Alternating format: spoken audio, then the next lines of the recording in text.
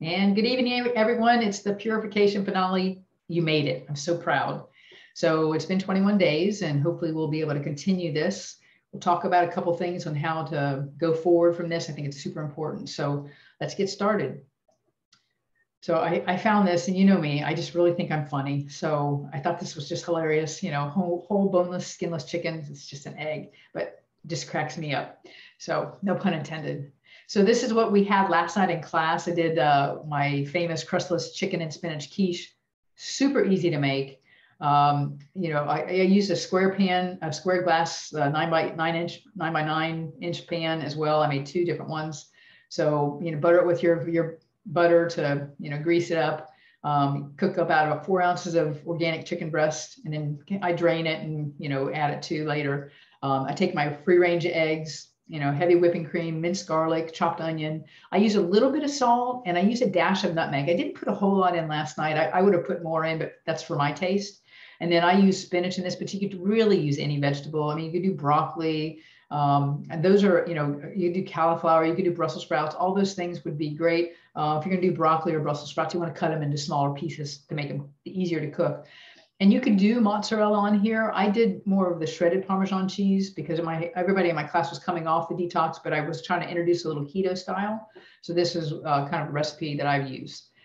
Super easy, preheat the oven, chop the chicken up, you know, after you cook it, drain it, and then just set it aside. I make up the eggs. I put the eggs into the I've got these big metal bowls, put the eggs in there, the cream in there, the garlic in there, and the nutmeg, you know, whisk it up a little bit. Then on the pie plate, I put the chicken in, I put spinach in, I cut up a chopped onion and put that over the top. And then I took my egg mixture and poured it right over top till it filled the edges. And then I took the 2 ounces, it was 2 ounces of Parmesan cheese, just lightly sprinkled it over the top, put it in the oven, baked it for 20 minutes, and then I pull it out and turn it and baked it for another 10 minutes. And then you put a knife in. If the knife comes out clean, then it's done. I left it in the oven and shut the oven off and let it kind of stay there for a little bit. Ideally, if you want it to stay kind of puffy like that, if you let it cool in the oven, it'll stay that way. I was getting ready to take everything to work, so I left it in for 5 minutes. As soon as you bring it out, it all kind of deflates. But if you want really pretty, you leave it in and let it cool in the oven. And then just cut it up at home. We serve it over a bed of spinach. You know, just make it super simple, and it's great for heating up. You can even take the same recipe and pour it into like a cupcake tin or a muffin tin, and then you can have individual ones. But super easy. You can use chicken. You can use. I made 2 last night. We had made some tacos earlier in the week on the weekend, and we used a plant-based protein, and so it had some taco seasoning on it. And so I had that left over. So I made one with that so everybody could taste what the plant-based proteins taste like. We use corn. It's Quorn. It's in the frozen section at Publix. You can get like chunks of it and strips of it and pieces, fillets of it. It basically will absorb any of the flavors with wherever you cook it. If you cook it in red sauce, it's going to absorb that. If you're going to saute it, whatever you're sauteing it, garlic and onion, it absorbs that. So it really came out good. So everybody had got a little taste of both, so they could just try the plant-based protein. But that's Quorn, and it's not soy-based, and it's there's no GMO. It's a plant-based. You can look it up and look at the ingredients on it, but super good. We keep that in the freezer just for something extra to do. We've done that with like a spaghetti sauce or a red sauce, and then we use either palmini, or you can also do miracle noodle. Miracle noodle is kanja, which is a root, and they grind it up, but there's literally 4 grams of carbohydrates for the whole serving. So those are another option. They're in your aisle at Publix, like where the spaghetti is. Usually on the top shelf, the palmini will be either in a can or a bag. And they have like fettuccine angel hair. And then right next to that is miracle noodle. So buy one of each and try it. We cook it in whatever liquid that it comes in, drain it, and then add it to whatever your meal is. But super delicious. And like I said, this quiche is so easy to make. I'll send the recipe out tomorrow. So in class last week, we were talking about cholesterol. One of the participants was asking, is there something we can read or give to our medical doctor so they quit prescribing statins so quickly. Because technically we found out now that, we should only be prescribing statins for people that have had a cardiac event. But it's kind of willy-nilly now that everybody goes on a statin. They want your cholesterol down to 140. Doing that makes, we need our cholesterol to make our sex hormones. So that's why you hear all these guys having low T. Well, no duh. I mean, they're getting their cholesterol down to 140. They can't make their own testosterone. The same thing with women. We can't make our own hormones. So I think it's just like ego. It's kind of like we talked about last week, where we know what the trans fats do. And to this day, we're still doing it, and that's just shocking to me. And we'll delve into this. So this picture here, if you look at it, you can see the cholesterol and you can see how it all binds together and gets real sticky. That's what causes the blockage. And when those pieces break off, if it goes to your brain, you have a stroke. If it goes to your heart, you have a heart attack. So that's why we want to maintain that. But when we're eating diets heavy in trans fats and high in sugar, that's the cause of high cholesterol. It's not the saturated fat. So I got a couple of medical articles to kind of reinforce that. So post-purification, I always say this to patients, you don't know what your body's ability to heal is. It's greater than you even can imagine. I mean, if we had to think about your heart beating and the phone rings, you'd be dead. But we have this innate ability for our body to do the things we need to do. We don't have to think about flexing our foot and planting our foot to take a step every time. I mean, that would be a really busy day, but we just have this innate background tone that supports all that. So that's why we want to feed the body and take good care of this borrowed temple. So first step, is to really kind of figure out what we need to do for optimal health carrying on. So you should be feeling better, sleeping better, better digestion and elimination, just overall energy, maybe lost some weight.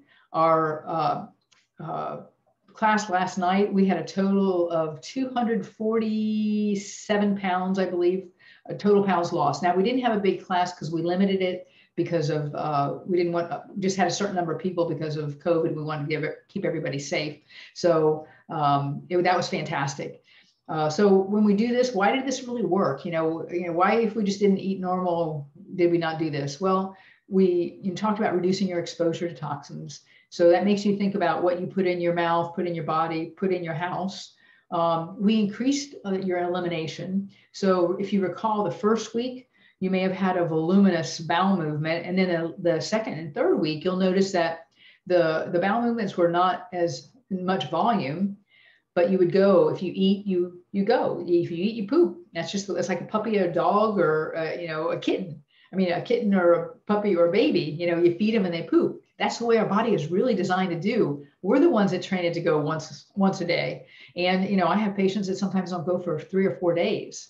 And remember, when we're talking about feces, that's our elimination, and our liver is eliminating in our bile, and everything goes into feces. So, and as our urine, which is another elimination factor. So we increased your nutritional reserve. So we gave you foods that were fiber rich and nutrition dense. Decreased calories with increased nutrient density. So that's super important as you carry on from this.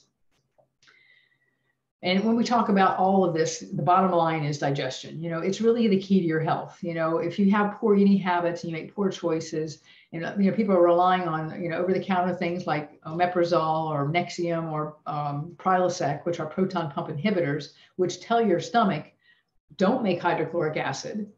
And those things should only be used for maybe 2 weeks, and people are on them for 10 years. And the number one thing that happens with taking those proton pump inhibitors is esophageal cancer.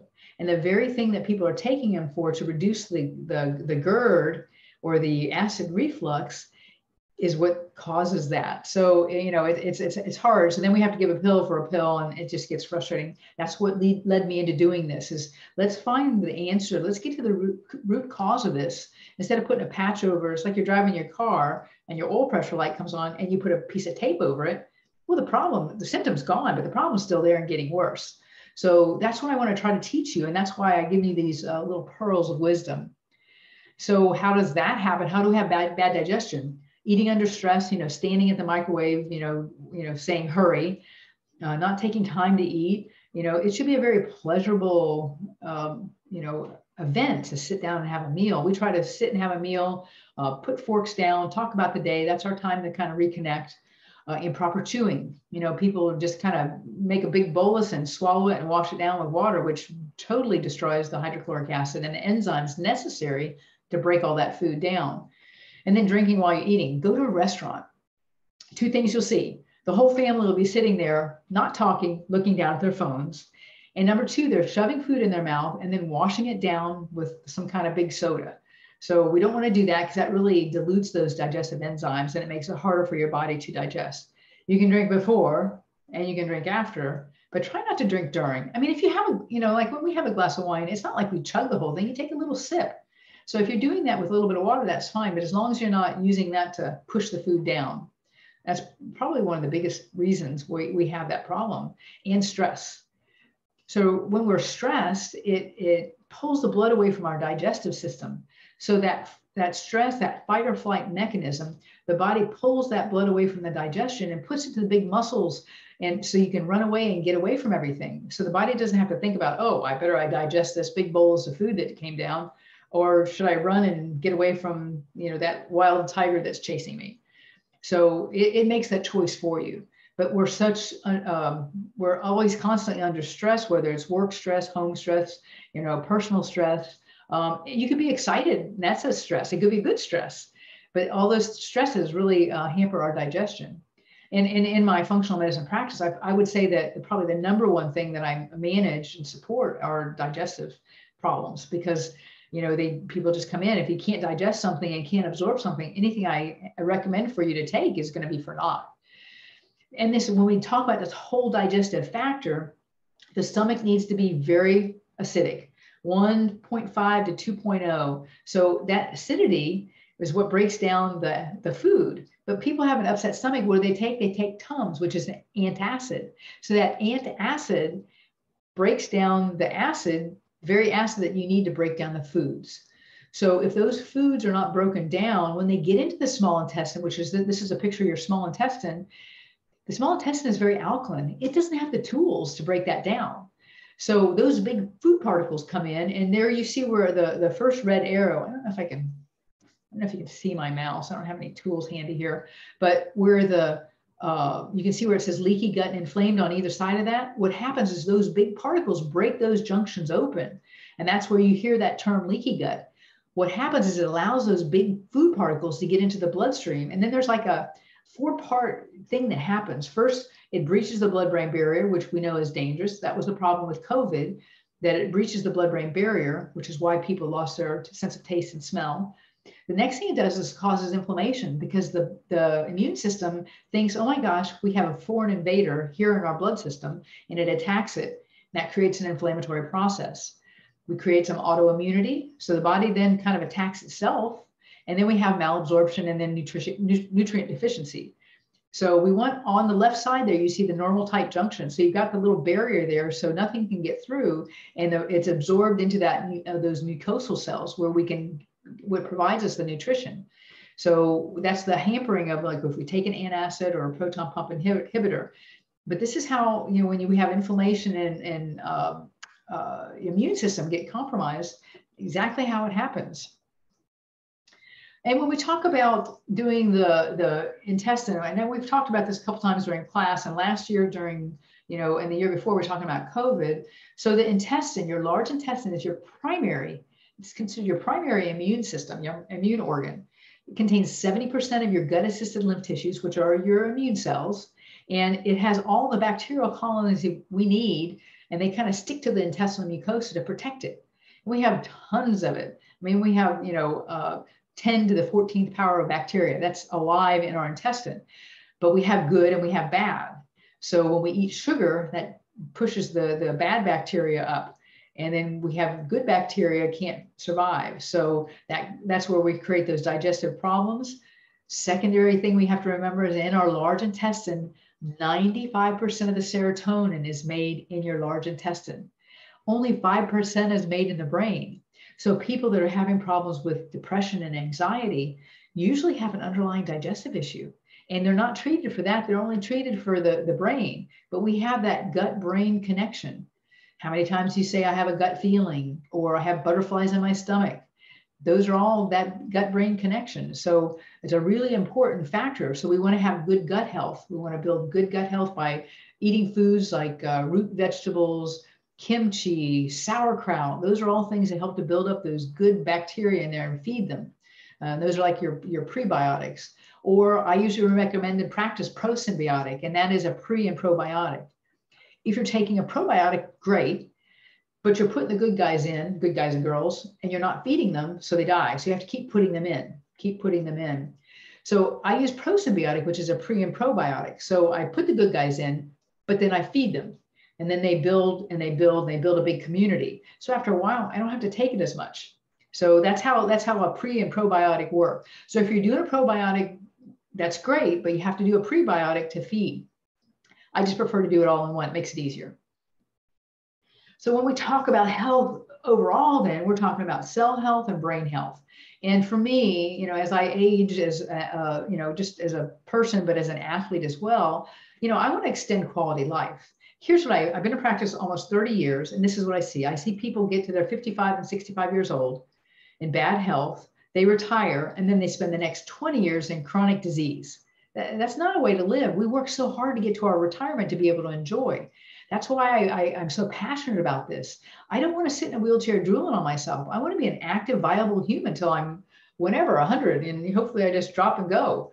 And that's that's what we should do. We shouldn't just die in our own bad health. So when we talk about that cell health and we talk about brain health, when I think of brain health, I call it my engine of wellness. Because if this is not working, we have nothing. You can have a great body, but if your brain's not working, you can't get that body to work for you. So we want to really work on normal function. So you see these pictures down below. So we have an expected normal quality of life decline with aging. And then on the right side, we have fatty acids that we eat, which is in the form of your omega-3s.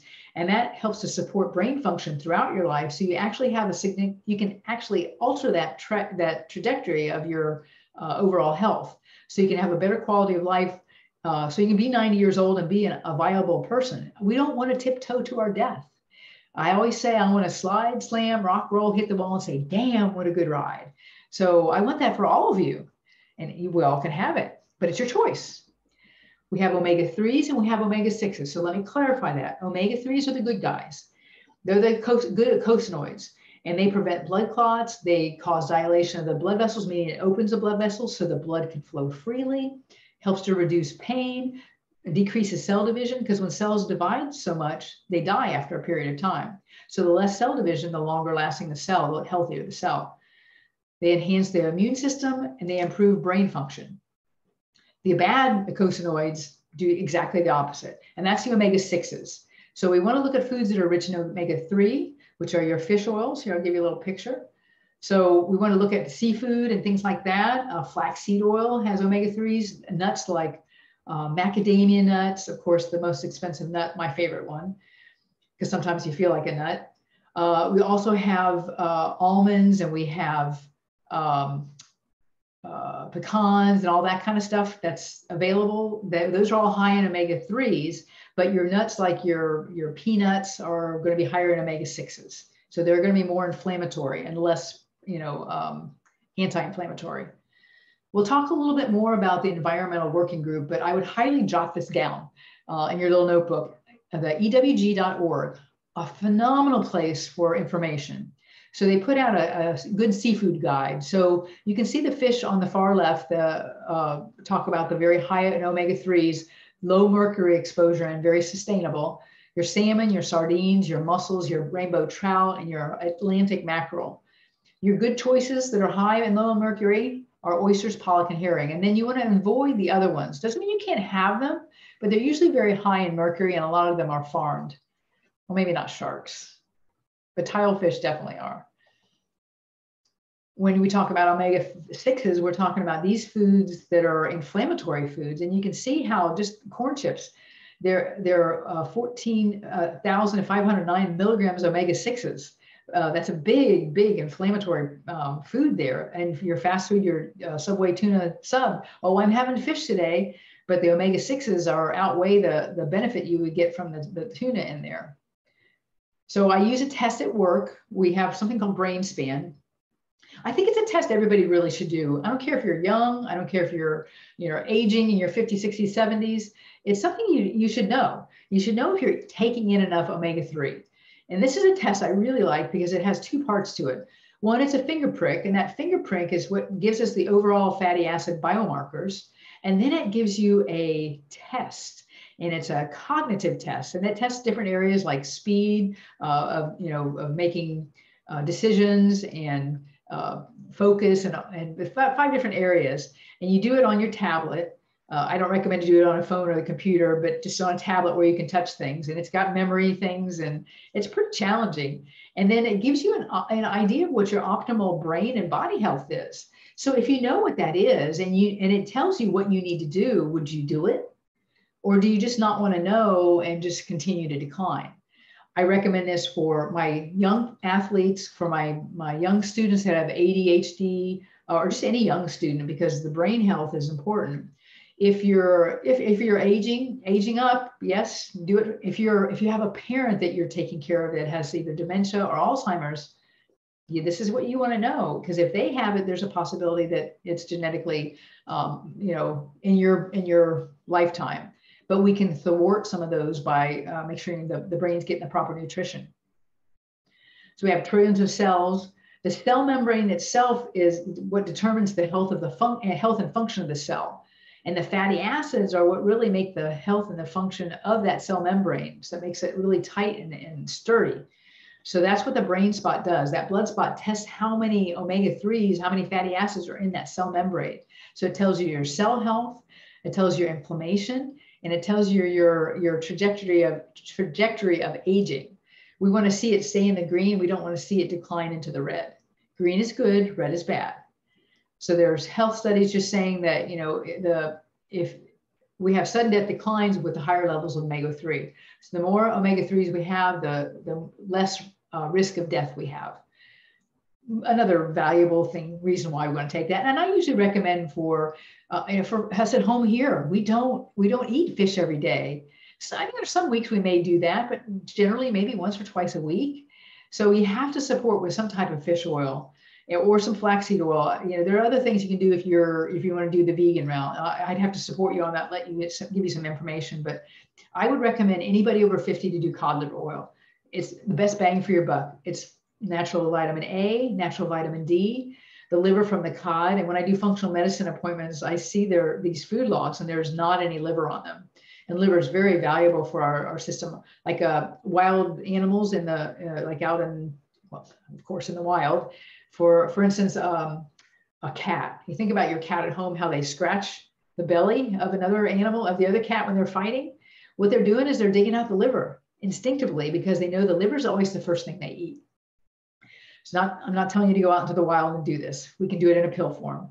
And then the other advantage of the cod liver oil, it has the omega-3s, the EPA and DHA. Your brain is 65% DHA fat. So when I tell you you're a fat head, it's a compliment. And the EPA of the omega-3s, that helps to feed the brain. It helps to give the brain the nutrition it needs to maintain. That's why we have to have both in there. And a mother that's a prenatal, mom with a baby, brewing in there, they need the DHA fat, especially in that first trimester, because that neural tube is starting to curl and those brain cells are starting to form. So that's what they use is DHA fat to form for their energy. So when we talk about the whole picture here, I'm just kind of leading you down the pathway of eating more, transitioning your food after this into more of a low carb, high fat diet. Hear me now, believe me later. Remember, it's not the sugar that makes you fat. Sorry, let me say that correctly. It's not the fat that makes you fat. It's the sugar that makes you fat. So we're going to talk about some ketones. So what's a ketone? So there are 3 types. You don't need to know this. I teach a 4-hour class on it. I'm not asking you to know this, but these are all that are, they're breakdowns of the fatty acid. They convert into acetone. Acetone's removed by when you breathe. Lumen, the thing that you see advertised on Facebook and on TV, where you breathe into it and it measures your digestive health. It's measuring the acetone, or it's measuring the hydrobutyric acid too. There's a couple of things it measures, but It tells you what your body's doing, how it's producing that ketosis. How does it work? So a traditional diet are very high in carbohydrates. So that raises up the glucose level. The pancreas then secretes insulin. The insulin then takes glucose and puts it into the cell, and that gives us energy. A keto diet is higher fat, so the glucose level falls. Lipase then releases stored triglycerides, and then the fatty acids travel together to the liver, and then the liver produces ketones for the energy. What happens with a higher carb diet is we eat too many carbohydrates. The insulin then can only put so much glucose into a cell, and then it can't do what its job is, and then we become insulin resistant, and that becomes a secondary problem. Reversible if you don't wait too long. The benefit of a ketogenic diet are it decreases diabetes, heart disease, epilepsy, neurological diseases. So it's very neuroprotective, cancer, respiratory, acne, any kind of skin conditions, PCOS, and helps with weight loss. Epilepsy is what the whole ketogenic diet was designed for children with epilepsy. It worked fabulous. And I was reading a research, I was reading some research, but somebody last night brought up something about, they did a study of the kids that were on this ketogenic diet, later in life to see what they died from. They didn't die from, none of them died from cancer because they stayed on that ketogenic, and they got that ketogenic experience early on. So the benefit of you learning this is to transfer this to your family. It can only make everybody healthy. It's not going to hurt them. And for me, we have a family in class last night, and they got their kids to do it. And to me, that's fabulous. What a gift. It's a gift of life by teaching them that. So here's a couple of the articles I was talking about. So does eating fat cause heart disease? So this is a big factor. People fight about it, well, you shouldn't do saturated fat.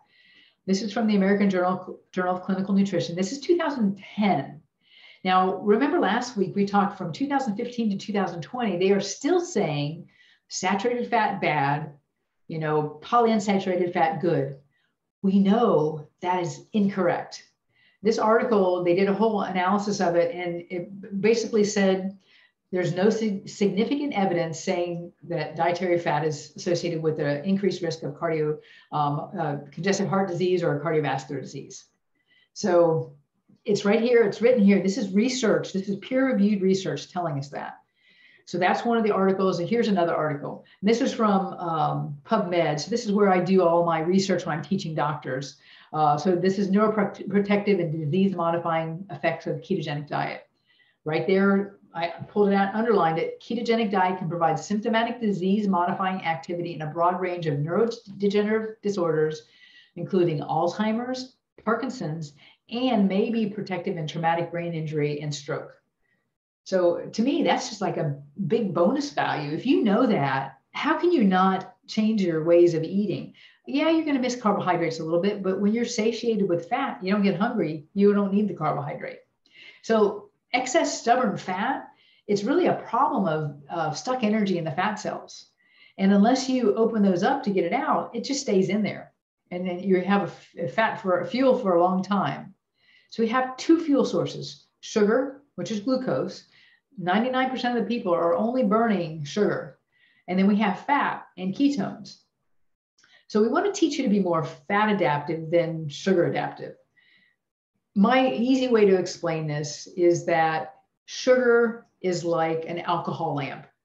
Fat is like an oil lamp. So if you light both those lamps, the oil lamp will burn for a very long time. The flame will be steady. The sugar or the alcohol lamp, the flame is big at first, and then the energy, then it dies down a little bit, and then the alcohol burns off quickly.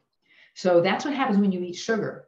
Problem when you eat too much sugar and you burn that off, the body can't go over to start burning fat. It starts eating muscle.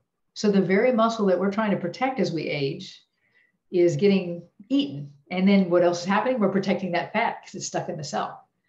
And our body is designed to try to maintain 100 for your blood sugar.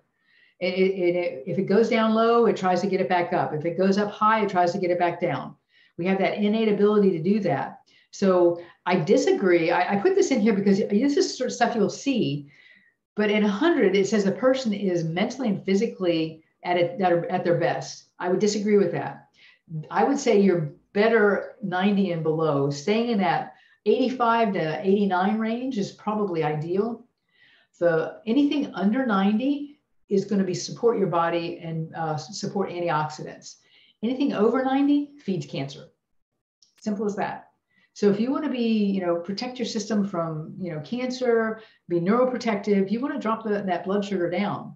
And if you don't know, you can order online something called Keto Mojo, and you can do a finger prick, and it'll tell you what your blood sugar is and when you're in like a ketosis. The only time you can't be in ketosis is if you're a type 1 diabetic, and none of my group so far that I know of is type 1 diabetic. So if you're type 1 diabetic, you don't make insulin. So you can't do a keto type diet or go into ketosis because you have ketoacidosis and it's going to kill you. So we don't want to do that. But if you're type 2 diabetic, or you're just a normal person that wants to make some lifestyle changes, this is what I would highly recommend. So insulin, it's a hormone. It lowers your blood sugar. By taking the sugar out and putting it into the cell. It's a tough job in these days because most of us eat way too many. Some people eat 250 grams of carbohydrates a day. So the little insulin firefighter here is really struggling. And at one point they give up, and that's where that insulin resistance comes in. So insulin converts sugar to fat, and it's a one-way street. So when you eat sugar, that's what makes you fat, not the fat. When you eat sugar, it takes your blood sugar and takes it way up, and then it crashes down.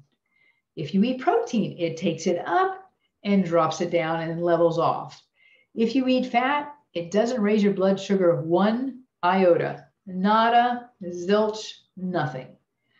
So that's why if you're diabetic, why wouldn't you want to do that? It would get your body working, get your pancreas working again. It may take some time. I have a patient that it took almost 6 months before her body was actually got over being insulin resistant. So if you're diabetic type 2, that's usually caused by us 99.9% of the time. The pancreas is trying to do the insulin, but the receptors, they're like, no, I'm full, I can't take it. I don't want to do it. And diabetes type 1, your pancreas just doesn't even make insulin. So we have to give insulin. Glucose, when it increases your hunger, your cravings, your moodiness. When the glucose decreases, fat will not be released in the presence of insulin. So we hold on to the fat. And, that shows us what we talk about, the hypoglycemia, hyper. So if you have those highs and lows, that high point is where we become insulin resistant. That low point is where we become insulin sensitive. We want neither of those. And, if you feel like when you get hungry, you have to eat now, not 5 seconds later, but right now, that means you're running on sugar. You're hypoglycemic or you're hyperglycemic, either way. So we want to fix that. So sugar, which is the same thing as glucose, is stored in our cells. So 21 tablespoons are stored in our muscle, and 7 tablespoons are stored in our liver. So we have it always available to us. We're never going to not need it. Our brain only needs 20 grams of carbohydrates a day. So the liver, so when we don't eat any sugar, so if you eat no sugar at all, you become dependent on liver sugar, which will last you about 72 hours. You only have 7 teaspoons of it. Then the brain and body will starve and die unless you, wait for it, tap into your fat reserves. Most of you I know probably have enough fat reserves to tap into. Some of you don't, and that's great. But even though I'm very lean, I still tap into my fat, and I eat enough fat so that my body can utilize it. The benefit is your skin is great, your weight is great, your eyes are good, your hair is good, your brain is even better, and your heart is good. So I just want you to understand, I think that fat is the most understood thing. It's not a cushion, and it's not an insulator. It's really a source of energy. For me, that's what I work on. It's our survival plan. It protects against the starvation of sugar. So fat is our backup organ for sugar. So that's why it has such a big primary purpose. And that's why that low carb, high fat style of eating is so great for us. So your goal should be to starve your body of sugar, which is decreasing your amount of carbohydrates. So I would recommend, so what I do, if you've been a big sugarholic, you eat a lot of carbs and stuff and you really crave carbs, start with keeping your carbs at 100 carbs a day and below. If you're already kind of on the plan of that, keep your carbohydrates between 50 and 75. Personally, that's what I do. I don't do the same thing every day. I call that the Besuden confusion principle because our bodies are so adaptive. So I like to be able to give a little, okay, you can only have 50 today, but you can have 75 today. The next day, my body's like, oh, I can have 75. And I'm, nope, you're only having 50. So it never has time to adapt to that. So if you starve your body of sugar versus reducing calories and eating less and exercising more, that's what we still get in that fat cycle. I mean, that's what we've been told all these years. So I'm trying to disband all those falsehoods. So mainstream always recommends, as we saw last week and the week before, that lowered calories, but with 65% of total calories coming from carbohydrates. So that's what's keeping our population fat. 68% of our population overweight and obese. That's why we were so worried about COVID. It's not for those of us that are of healthy body weight. Doesn't mean we can't get sick, but the ones that are 68% overweight or obese have the comorbidities of hypertension, diabetes, obesity. And anytime you have more than one comorbidity, you're at more risk.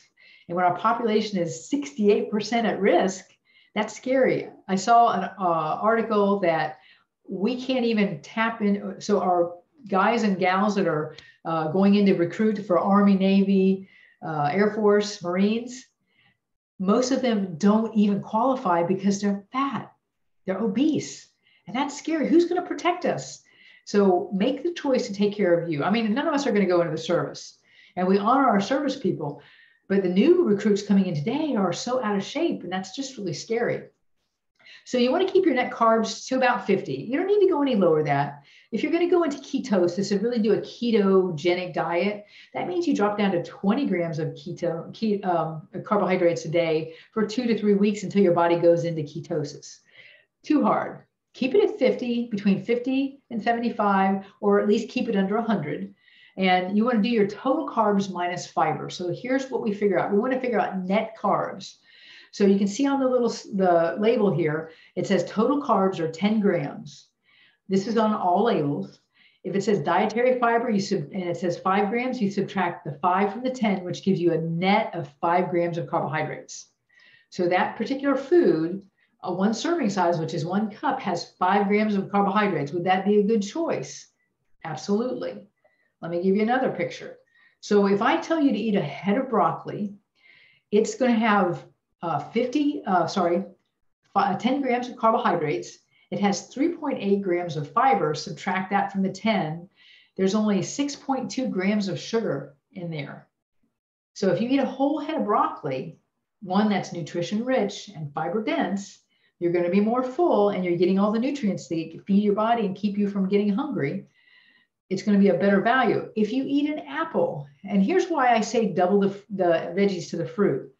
So an apple, a regular size apple, 25 grams of sugar, or carbohydrates, excuse me, and it has 4.4 grams of fiber. So you subtract that, it still has 19 grams of total sugar, 19 net carbs. And so when we're looking at 50 carbs a day, you can have that apple, but not much else. So you can see how I'm going with that. And we don't want to really, this is not Atkins. We're not talking about Atkins. Look at celery. 1.2 grams of carbohydrates and then 0.6 of fiber. So it's like 0.6 grams of net carbohydrates. Is that a good food to eat? Absolutely.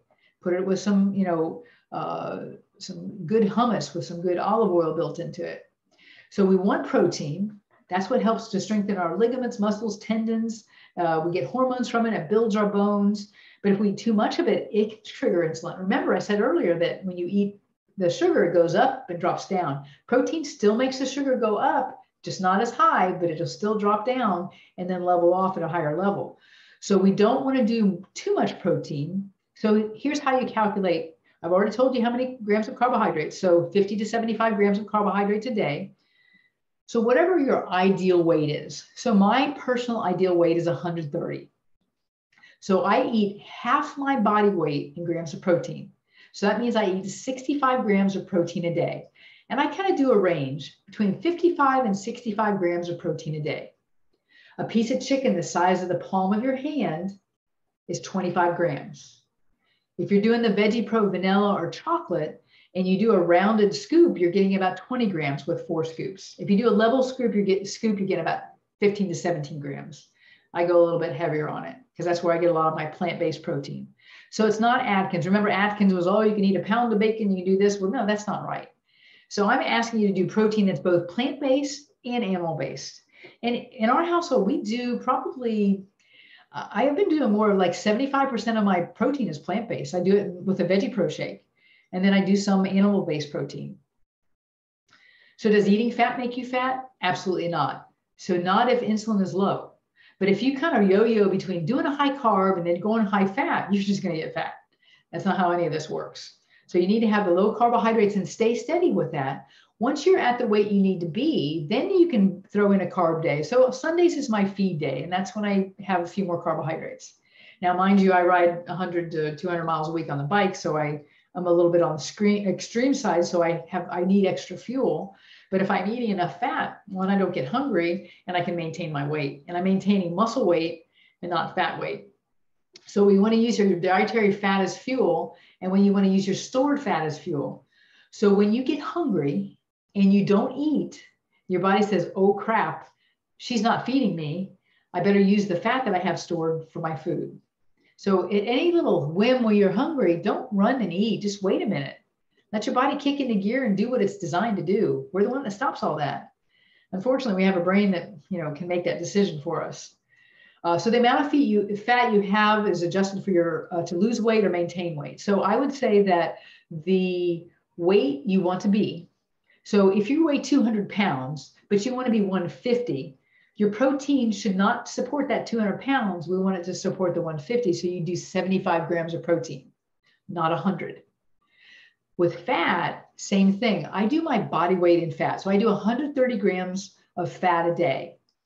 Now, if I wanted to put weight on, I'd do a little bit more. So if you are 200 pounds and you want to be 150 pounds, you would only eat 150 grams of fat a day. So if you have questions on that, we can come back at the end and talk about it. So kind of write that down. 50 to 75 grams of carbohydrates a day. Doesn't matter who you are. Half your body weight in grams of protein of your desired weight. And then your body weight, desired body weight in grams of fat. So kind of jot that down. If you have questions, we can talk about it at the end. So why do we need a fat to burn? So the body considers, stored fat as its last ditch survival thing. So if you're in famine, it's got something to kick into. So no dietary fats come in, it'll burn up structural body proteins, burn your muscle instead of the fat. So if you do a low carb, low fat, and high protein, you spike insulin, you stress the kidneys and liver. If you do a low carb, low fat, low protein, you burn fat, but you also burn protein. So you're burning muscle. Body protein is muscle. And as we age, we have sarcopenia happening. Sarcopenia means flesh death. And unless you're working out with weights, your body starts to decline. And when we lose that muscle, guess what it's replaced with? Fat. That's why you'll say, well, I weigh the same as I did in high school, but my pants fit so much differently. Well, yeah, because you got rid of all the muscle and you put on a bunch of fat. So fat takes up a lot more room than muscle. So if you're eating fat, it keeps your body out of stress as well.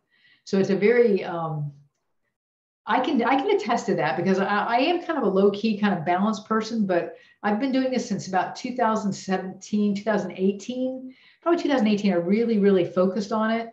And it's very calming to me. I don't, when you get stressed, when you have that lots of sugar, you get moody and you're like, gotta eat. And then you eat and then you crash. Well, when you eat fat, you just kind of like chill all the time. So if we eat healthy fats, the brain receives signals of no danger. So it can let out some of its reserves. And then the sugar feeds that flight or fight mechanism. So you've heard me say this before, when we're stressed, if you spell stress backwards, it spells desserts. That's why we want sugar when we get stressed. Our cortisol gets released and our body says, I got to have immediate fuel. We don't really have to, but it's just what we've conditioned ourselves to do.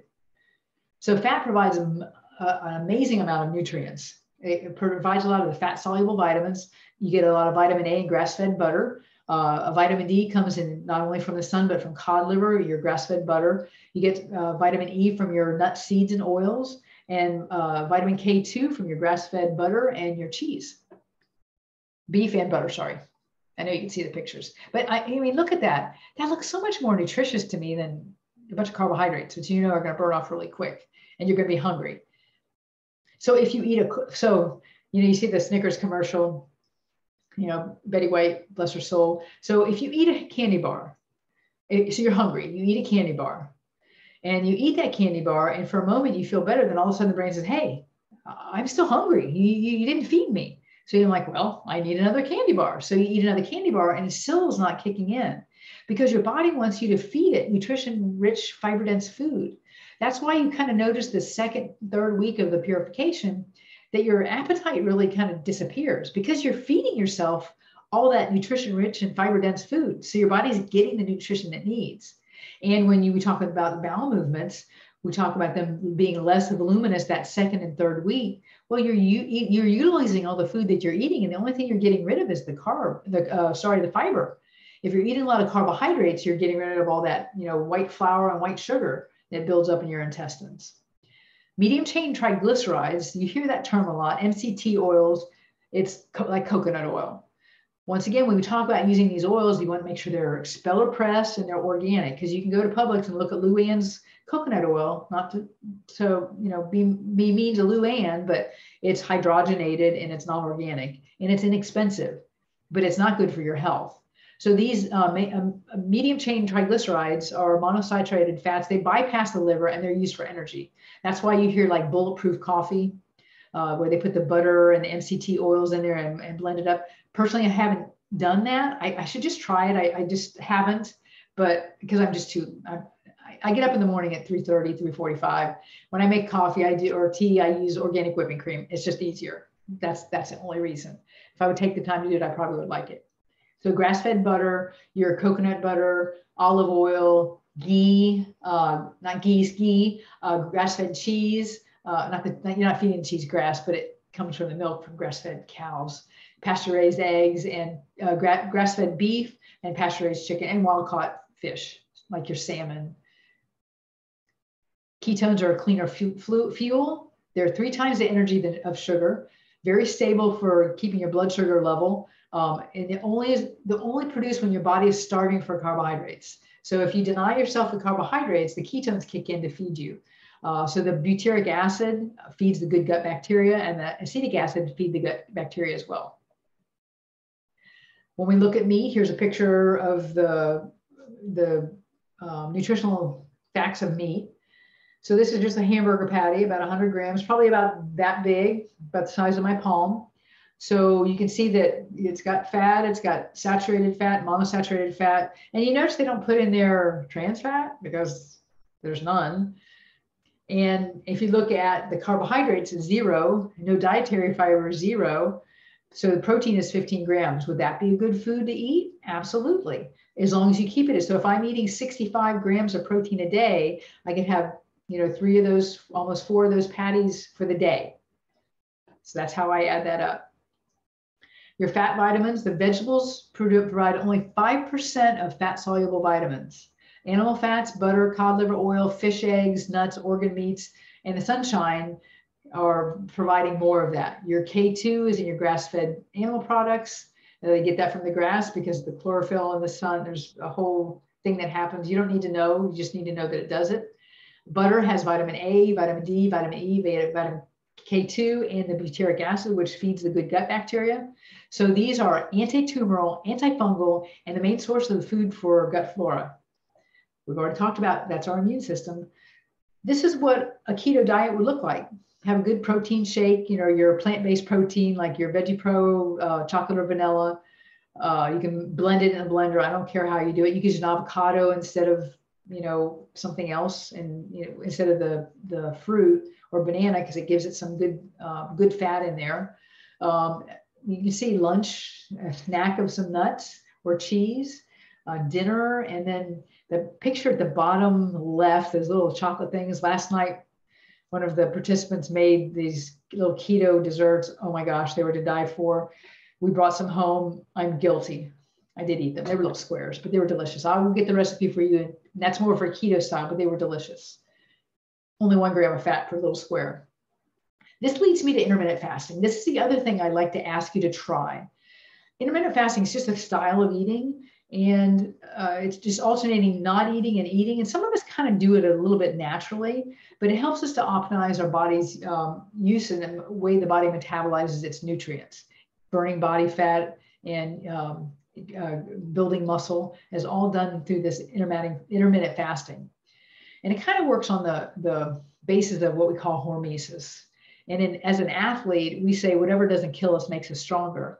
But what that means is whatever, like if you don't eat, you get hungry, your body has to dig deep and pull some of those fat reserves out to feed you.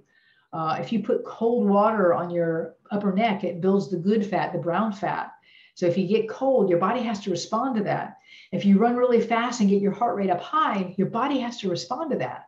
So you can go really high, come back and recover, and the body gets stronger. That's what we want, the body to get stronger. So we have different benefits of intermittent fasting. So we have reduced blood pressure, reduced blood lipids, reduced inflammation. We increase our fat burning because we're utilizing fat as our fuel. We increase growth hormone and we increase our metabolic rate. And then we also improve our appetite. So our appetite's better. We're not just craving the sugar all the time. Our blood sugar neutralizes. And when we talk about neurogenesis, it builds brain cells. That's what the good fat does. And who doesn't need a few extra brain cells? So there's a couple different kinds of intermittent fasting. So you can alternate, 36-hour fast with a 12-hour feed. And that does not mean you feed for 12 hours. Basically, it boils down, I do like 2 meals a day. And I may throw a protein shake, the plant-based protein shake in between. Meal skipping. So randomly, remember, we don't want the body to get used to anything. So kind of an eat, stop, eat, 24-hour fast, 1 or 2 times a week. Lean gains. This is kind of what I do, a 16-hour fast with an 8-hour feed. We eat at 6:30. I don't eat again the next day till 10:30. I do fat fast, meaning I have my tea or my coffee in the morning with organic whipping cream. And I usually have 2 cups. Or should I say that I have my organic whipping cream with tea and coffee. So, but that's how I get my fat started for the day. So my body gets conditioned to start burning that fat. And then you can have a warrior diet with it, just 20-hour fast with a 4-hour feed. Now, once again, I don't do the same thing every day. So Mondays and Wednesdays, just because of my schedule, I do a 16-hour fast with an 8-hour feed. On Tuesday, Thursday, I do a 18-hour fast with a 6-hour feed. So I just narrow my eating window down and still do about 2 meals a day. And if you're eating enough good fats, I promise you won't be hungry. It's the carbohydrates that make you hungry. And then on Friday, I will go ride. I'll drink my tea in the morning with organic whipping cream. I do electrolyte solution in my water bottle and water. I don't eat, and I almost do like a 20-hour fast on Friday. It's not on purpose. It just kind of happens. And then I have a 4-hour feed. So it just works out that way. And once you do it a couple times, it's not that hard. So try it once or twice a week. So you can do it induction phase. You can do it for 2 weeks, limit meals to 1 8-hour window from noon to 8 o'clock. You can do a maintenance phase. I just find it really easy. Pick a couple days, and I do it during work days, or if you're not working, weekdays, because weekends kind of have a tendency to be to family time and celebration time. So pick a Monday or a Wednesday and do a 16-hour fast with an 8-hour feed. But instead of eating for all 8 hours, I'm not a snacker. I find that if I eat enough good fat, I'm not hungry, so I don't have to snack. So give that a try. So, when we look at this low carb, high fat, high protein, that's the Mediterranean diet, the Zone, and South Beach, and the Atkins. So we're going to be doing a low carb, low protein. I won't say not moderate, but moderate to low protein and high fat. And I promise you, it will be amazing. But you can't yo-yo between doing a lot of carbs and fat. Otherwise, you're going to stuff that sugar and the fat is just going to keep building. We don't want that. So what are your goals now? I mean, you worked hard for 21 days. We don't want you going out and blowing it tomorrow, or maybe you've already blown it. That's why I started on a Monday or Tuesday. That way you finish during a weekend so you can't ruin it. At least I have you finished before the Super Bowl. How about those games this weekend, by the way? So our goals, you want to maintain your results? Do you need to lose a little bit more weight? Do you need to build your immune system? Are you having some digestive issues that you didn't know you had? Are you having some allergies or some intolerances you weren't aware of? So these are things that are going to impact the rest of your life. This is from now on, you've made some changes and your body likes those changes. So are you going to deny your body those changes? Are you going to live the next 20 years in chronic disease? Or are you going to live in optimal health? Your choice. I choose the optimal health way. It's much more cost effective. It's much more fun. You feel better. You wake up feeling great. And, you know, if you have kids or grandkids or great grands, you want to be around for them. You want to be able to go do stuff. You know, you want to be able to spend your retirement. You know, you want to just give all the retirement money to the kids. You want to, you know, leave a penny so you spent it all and had fun with it. So these are things I want you to kind of incorporate in your lifestyle. Some intermittent fasting, try doing more of a low carb, middle protein and high fat diet, using your good fats. And it's not like you're going to eat a stick of butter a day, because remember, a gram of fat is 9 calories. A gram of carbohydrate and a gram of protein is only 4 calories. So the 1 gram of fat is going to be double the calories. So keep that in mind as we do this. So this is all about choices. Your diet is a bank account. Good food choices are good investments.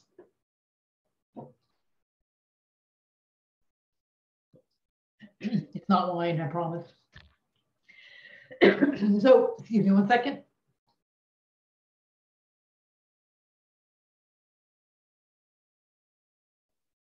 You need to hear all that. So post-purification, it's going to be your new normal. So you want to start reintroducing foods that you maybe were allergic to or had issues with. See if they are better in your system. So we want to do some supplementation, because there's foods, like I said, if you're not eating fish every day, you need to be taking a fish oil. If you're not eating liver, you need to supplement with something to support that. So those are things that we have to think about when we're doing. If you're not going to eat kimchi and sauerkraut, you need to do something to feed those good gut bacteria. So food journal, making your shopping list, and you can still use the shopping list on the back. Remember the back of your book. That's a shopping list you can still use. And, you know, keep yourself to that. I'm not saying you can't have these things, foods ever again, but once you taste them after you've kind of been on this clean pathway, they don't taste as good. Try eating some of the foods you ate as a kid. Like ours was the Little Debbie Star Crunch. I thought that was like the most amazing thing. I tasted it as an adult and it was hideous. Twinkies and Ho-Ho, same thing. So when we want to go on from this, what do you take? You know, we've been taking a lot of supplementation. So I tell anybody that's on vitamins, you can stop that unless I'm giving you something specific. So these are my core 4. So Catalin, which is an amazing multi. It has a little bit of desiccated adrenal, so it supports your immune system. Or Ligaplex 2, which has Catalin in it, but I use this for my athletes for recovery and long-term repair. It has Catalin in it, but it also has support for muscle, ligament, tendon, and bone. It's great for my patients as they age as well. And it's so funny because I'll put them on that, and I think a bottle lasts 2 to 3 months, depending on the dosage. And they'll forget. That's why you hear Marianne, or you come in the office, she's going to say, do you need Ligaplex? Because she'll see that you had it a couple months ago. And patients will come in and they haven't been on it for a month and like, well, I didn't know that it was really working, but now that I'm not taking it, I can see how much value I got from it. Cod liver oil. I would do cod liver oil over just a fish oil because it's such a good bang for your buck. Vitamin A, vitamin D, liver from the cod, and your omega-3s. Turmeric forte, any kind of inflammation you have, and this supports the immune system, it supports the liver, it supports the muscles, the joints. Something it's an integral part of my nutrition is those first 3. It's like a 1-2 punch just for my overall health of my body. And then Simplex F or M, and that's endocrine support for females, so ovaries, adrenal, thyroid. And for Simplex M is support for men, so testes, prostate, adrenal, also thyroid. So we get all that support. And just as we age, we need to support that. I'm not a big believer in hormone replacement therapy because our bodies are designed to decline as we age, but we can support that so that we're not taking something that throws our body way up out of, or like we're taking HRTs and people are taking estrogen replacement.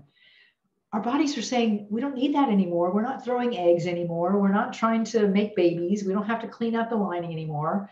And we don't have to have that. I have a patient who 6 months took HRTs because it was going to help her skin. Her friends talked her into it. She went to her doctor. They put her on it. 6 months, she was diagnosed with breast cancer. our choice. So let's not take care of the symptom. Let's take care of the problem. So as you add foods back in, you want to see how they feel. So I would only add one in every 48 hours. And the foods you suspect, those are the ones you want to add in first. So if you were allergic to eggs before, maybe eating an egg that's free range and grass fed will not affect your system as much as something that's been genetically modified and kept in a building. So try that, but do it about every 48 hours and just see how you feel. If you put it in immediately and you react, you're allergic to it. If you put it in and you kind of 24 hours, you kind of have some issues, after about 6 hours, you start feeling it. That means you're intolerant to it. So remove it and then try the next food. These are your most common food allergens: peanuts, tree nuts, fish, shellfish, eggs, milk, wheat, and soy. But most of these are genetically modified or they're farmed fish. So you know what your allergies are, so you have to gauge that. So this is a process you're going to add foods in. If you're going to add some carbohydrates in, and you're going to choose a whole grain like quinoa or spelt or steel cut oatmeal or some brown rice or barley, which I don't do. Maybe once in a while I'll do a steel cut oatmeal in the wintertime, but not very often. You want to add those in first. Those will be the most likely ones. Any kind of wheat or corn is always going to be the highly allergic. Dairy next, try to add that in. So we don't really do a lot of dairy. We do nut milk, and we do the organic whipping cream, but that's just the fat. Nuts and seeds, portion control. Remember, you put that in your hand and you walk away and they disappeared. You don't even recall eating them. So put them in a dish so you can eat one by one and enjoy the flavor. Shellfish and then eggs. So try your eggs after you do grains, and then try range free. So you should just do range free from what I've taught you already. So Girl Scout cookies are coming up. We know this. Here's your allergen chart for the Girl Scout cookies. So you can see and you can go find this on Dr. Google.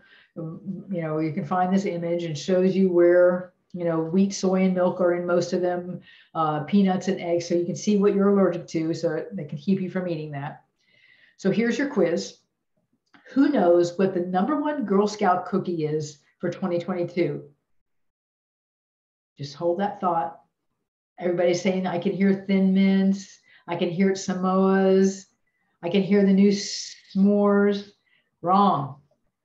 Tagalongs are the 2022 star of the Girl Scout cookies. But look at this. So look on the left, you see the nutrition facts, 2 cookies, and they're not very big, 140 calories. Trans fat, there's 0 trans fats in there, 13 grams of carbohydrates for 2 cookies. So you could have 2 cookies if you're doing, trying to keep your carbohydrates down, but you can't have much of it. You've got, a little over 40 grams or a little less than 40 grams of carbs you can have for the rest of the day. But look at the ingredients. Look what we talked about last week. Dextrose, named for sugar. Peanut oil is hydrogenated sugar. Vegetable oil, hydrogenated, partially hydrogenated palm oil, palm kernel oil, and or cottonseed oil, all hydrogenated because that's the only way that we can get oil out of those seeds. Soybean and palm oil and hydrogenated soybean and cottonseed oil. And then sugar down there and soy lecithin. So after what you've learned, is this something you really want to put in your mouth? Is it really worth it? No, I don't think so. If you ate what we ate last night, and I will send, it's a really weird name, but it's a little bar.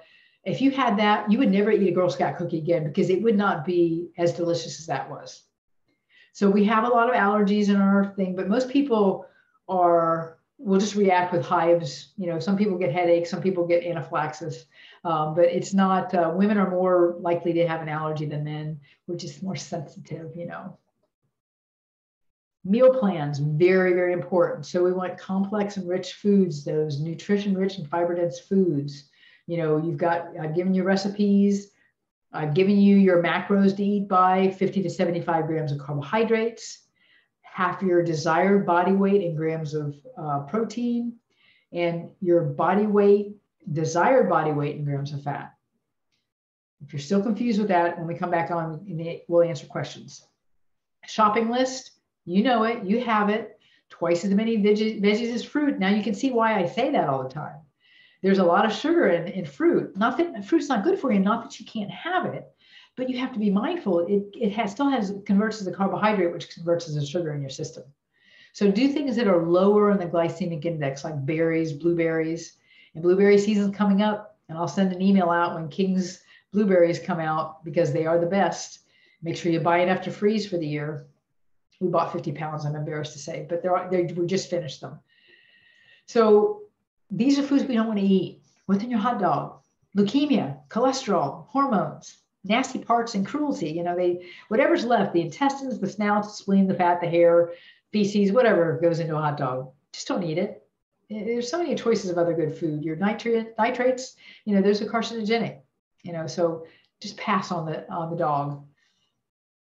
And look at Roundup. Like glyphosate, that's Roundup. And look at just these over-the-counter foods. Oreos, 140.9 parts per billion that are in that, just naturally found, because these are foods that they're using are genetically modified.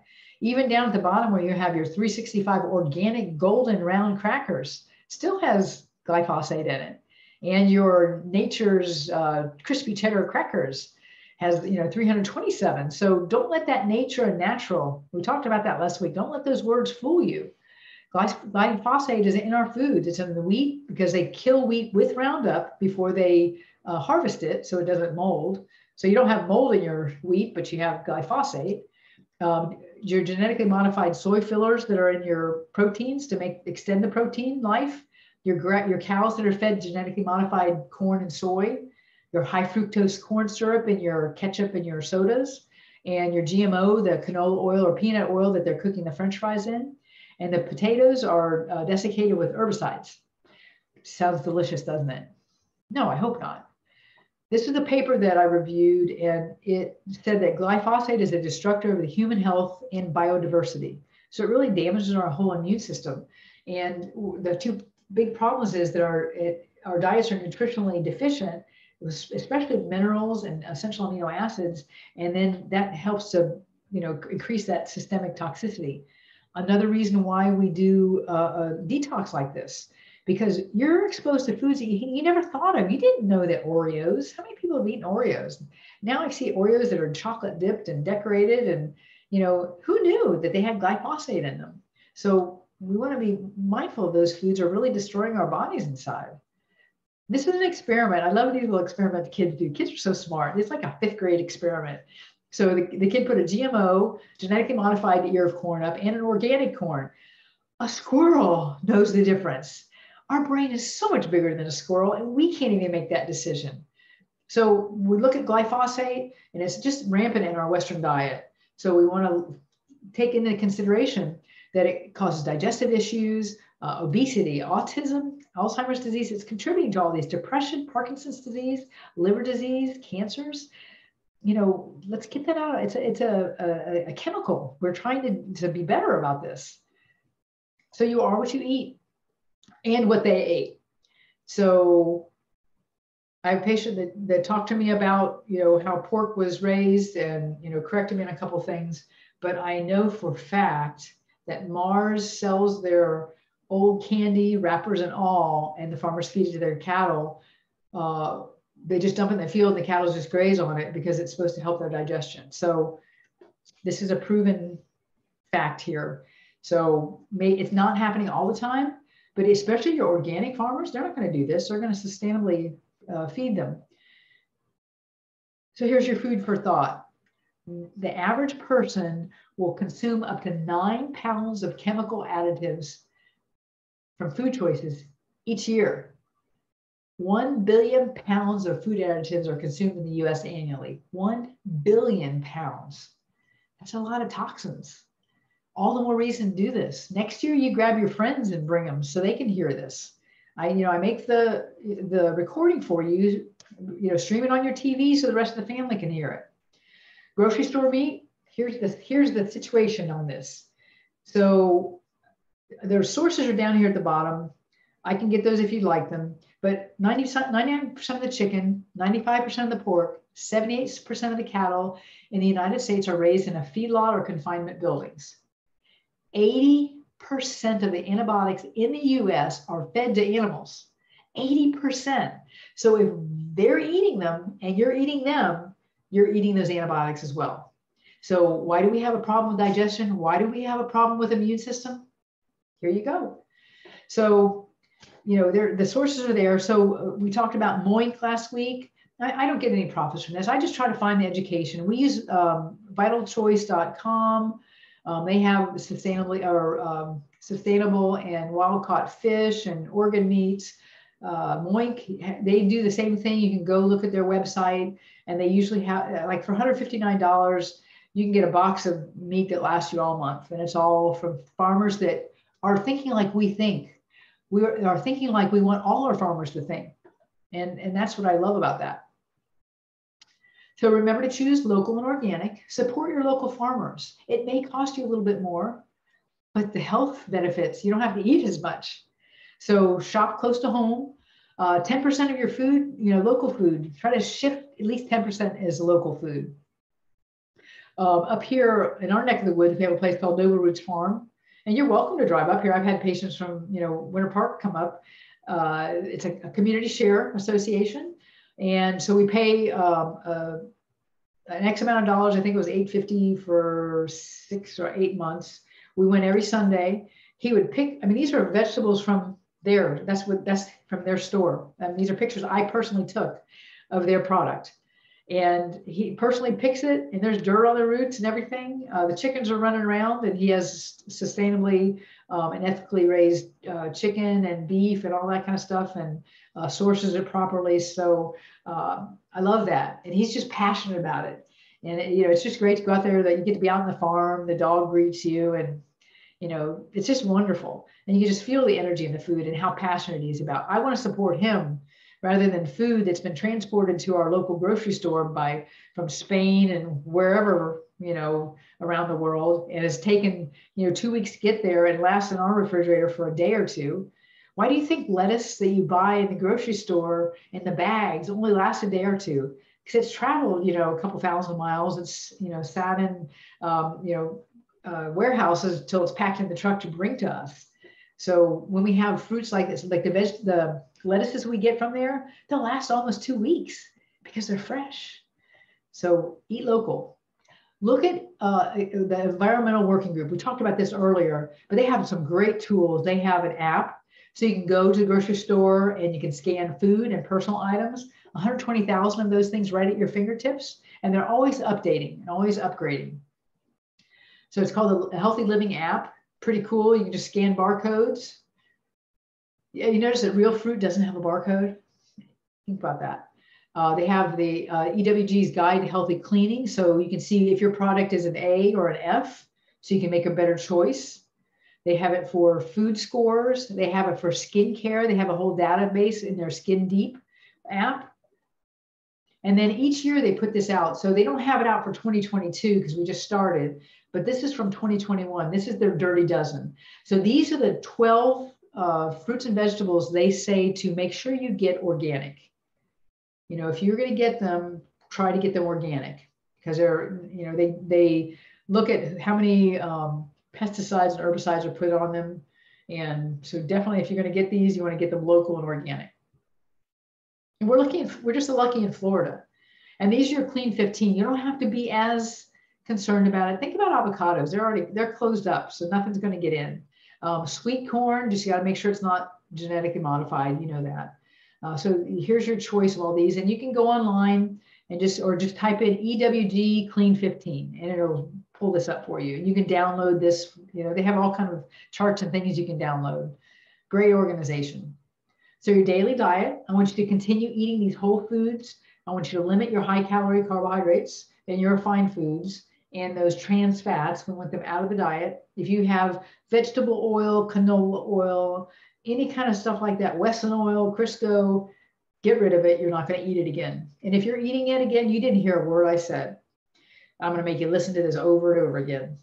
So make your smoothies. You can still continue. I do the powder year round. I may only do a blender bottle. I may not mix it up in a shake, but that doesn't mean you still can't. Mary Ann does. So it's a great way to start your day with a plant-based protein. Put a good, like avocado in there, get some good oil in there, or put a little coconut oil or flaxseed oil in to get your good oils in there or your good fats for the day. You want to do more veggies than sugar, than fruit because of the sugar. So you want to have your oils, some animal protein and plant-based. If you didn't watch the movie Game Changers on Netflix, take a look. I don't agree with everything they say, but it makes you really think. So I've kind of switched to be a little bit more plant-based protein than animal.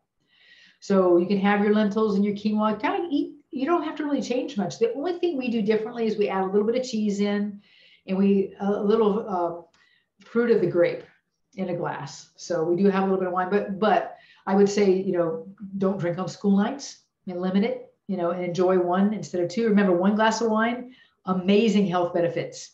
2 glasses of wine totally negates the first. So remember that. So here's some steps to eating well and being green. So we're big at that here at the house. We have a compost. Marianne's like, we're going to fill that up. I felt bad years ago because I would cut that stuff up and throw it away. I'm like, why don't I just get a composter? So I found one at Lowe's for like $100. And I've had that there for almost 12 years, and it never gets full because it keeps, composting. And we have an azalea around it, and it blooms year round. It's like the happiest, healthiest azalea. The flowers humongous. They're the brightest pink of pinks you can imagine.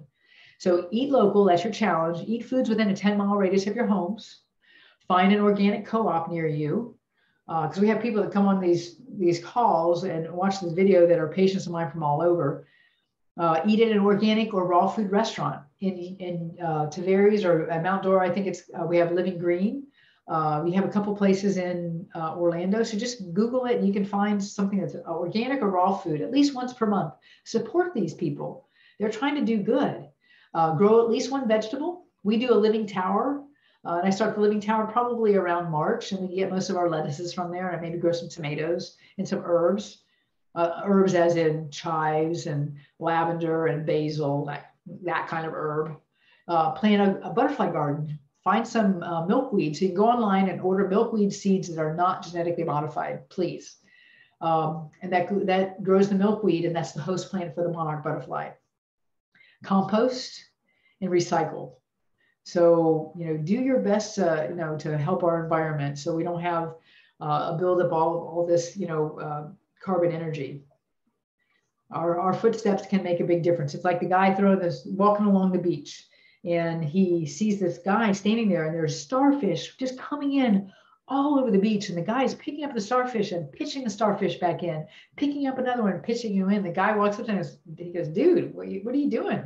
He goes, you can't possibly get all those starfish back in. He goes, I saved this one. So one little step at a time, we can make a big difference. So you're going to have roadblocks along the way. You're going to fall off the wagon. So you don't want to try to lose too much too fast. Don't underestimate the calories and nutrients in foods. So watch your carbs, watch your proteins, your fats. Prepare for your social gatherings. We will take like something we can eat, like guacamole that we make with some carrot chips. Use portion control. Remember, your stomach is that big. So anything you put on your plate, if you smash it up, it shouldn't be any bigger than that. If you're eating more than that, you're just stretching the stomach out, and you're not letting the brain know that you even had food.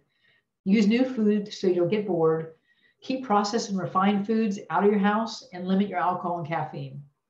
And onto the other side there, you can see my picture's in the way there, but you can see that just if you're kind of trying to ballpark what size things are, a baseball is about a cup size of a cup. A tennis ball is 3/4 of a cup.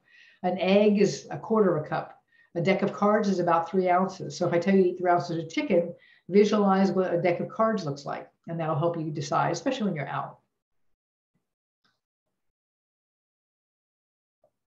So this is kind of what my patients come in when they do their nutrition appointments with me.